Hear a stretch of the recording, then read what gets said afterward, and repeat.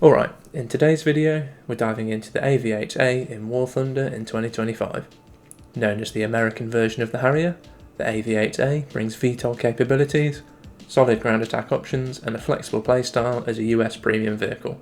But in today's meta, how does this jump jet still hold up? Let's find out. As always, let's start with a bit of history.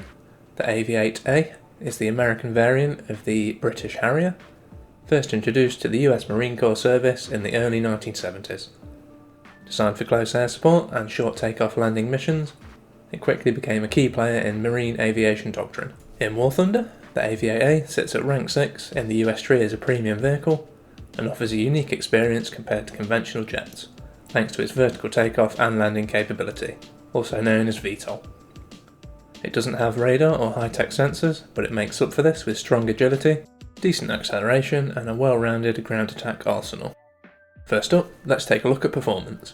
The AV-8A is powered by the Rolls-Royce Pegasus engine, giving it impressive thrust for takeoff and good acceleration. While it lacks an afterburner, its low weight and thrust vectoring let it perform surprisingly well in a dogfight, especially at lower speeds. Now let's talk about the weapons. For air-to-air combat, the AV-8A can equip two AIM-9G Sidewinders. These are rear aspect infrared missiles with a generous seeker field of view and a surprisingly good range. These missiles are fine, you'll often be at a disadvantage when facing jets with all aspect missiles however. As for guns, it mounts twin 30mm Aiden cannons under the fuselage. These offer strong burst damage but have limited ammo and slightly slower rounds, so aim carefully.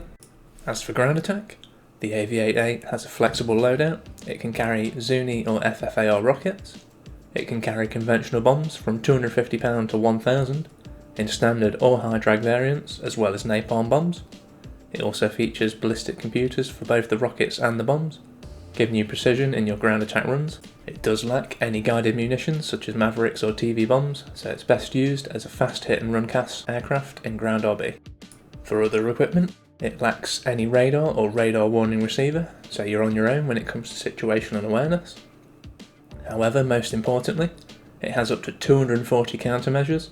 This is an insane amount for this BR, and allows you to comfortably use the auto countermeasures option at 1 second intervals, which is very effective at countering enemies' infrared missiles.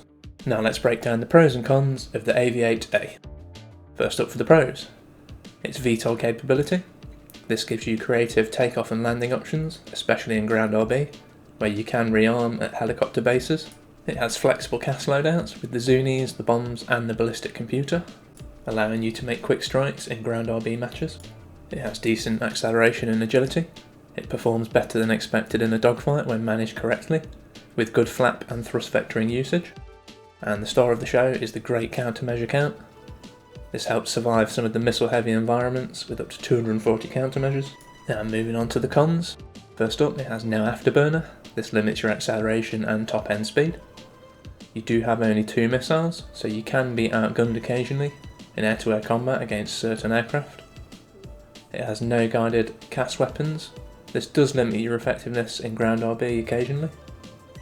And finally, it has no radar, or more importantly, radar warning receiver. This does mean you have to rely on your eyeballs for situational awareness. Overall, it's a capable and relatively unique aircraft, but only if you know how to work around some of its limitations. Here are a few tips to help you get the most out of the AV-8A. First up, use your speed. Strike hard and fast, then get out. You don't want to stick around in long dogfights against some of the dedicated dogfighter jets you can face at this BR. In ground RB, make use of the vertical landing. Use VTOL to land and rearm at closer points, just be careful with your positioning. And don't rely on your missiles completely. Save your AIM-9Gs for targets that aren't paying attention, or are at low energy state. They work best under 2 km to ensure a higher hit chance, but they can still be effective from much further out. They are also best used to fire from high altitude at enemies below you who are unaware. And finally, energy management is key. Whilst you are manoeuvrable thanks to your flaps and thrust vectoring, be careful not to lose too much energy in prolonged dogfights. So, is the AV-8A worth flying in 2025? If you're grinding the US air tree, the AV-8A is a fun and unique premium choice.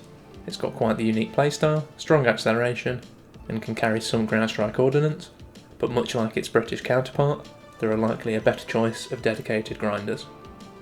For ground RB players, it's a decent cast option, Just remember, it lacks any guided ordnance, so you need to be accurate and aggressive. It doesn't have the best ground lineups to match, but it is still usable. And for pure air RB, it is a fun option. The AIM-9Gs are definitely usable at this BR, though you do only get 2, but the main star of the show is of course the countermeasures you can bring. At this BR, it's quite feasible to bring a full flare loadout with no chaff, allowing for very generous flare usage. Overall, the AV-8A is a fun option. It's less specialised than its British counterpart, the GR1, thanks to the more general IR missiles it carries and countermeasure availability. And that wraps up our look at the AV-8A in War Thunder in 2025. Have you flown this jet, or is it still on your to buy list? Let me know your thoughts in the comments below. And as always, don't forget to like, subscribe and hit the notification button for more War Thunder content. Thanks for watching.